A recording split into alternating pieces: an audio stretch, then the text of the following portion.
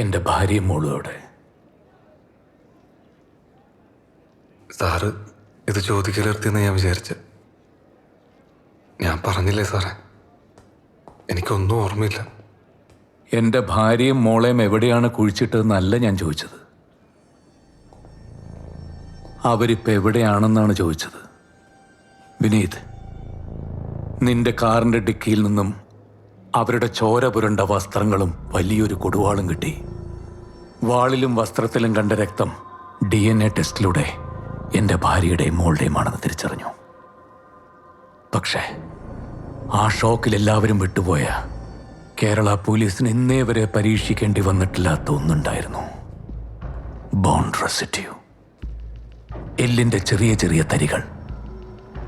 എല്ല് വെട്ടാൻ കത്തി ഉപയോഗിച്ച ശേഷം അതെത്ര കഴുകിയാലും, ഈവൻ കെമിക്കൽ വാഷ് ചെയ്താൽ പോലും ബോൺ റെസിഡ്യൂ പോകില്ല.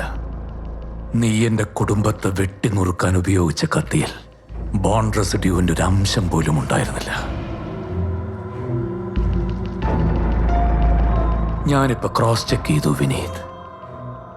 ദാറ്റ് മീൻസ് എൻ്റെ ഭാര്യയും മോളും വെട്ടിനുറുക്കപ്പെട്ടിട്ടില്ല.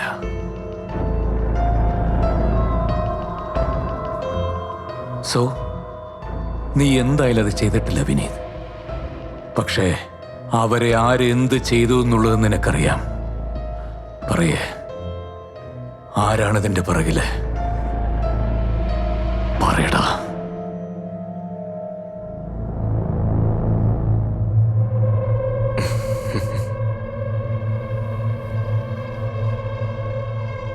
Finally you found it man. എത്ര കാലമായെന്നറിയോ ഞാൻ ഇതിനെ കാത്തിരിക്കുന്ന. നീ വല്ല ഇൻവെസ്റ്റിഗേറ്റർ അല്ലേ? മിടുക്കണ്ണെ കണ്ടുപിടിക്കേ. Let's see what you made of, ഓസ്ല.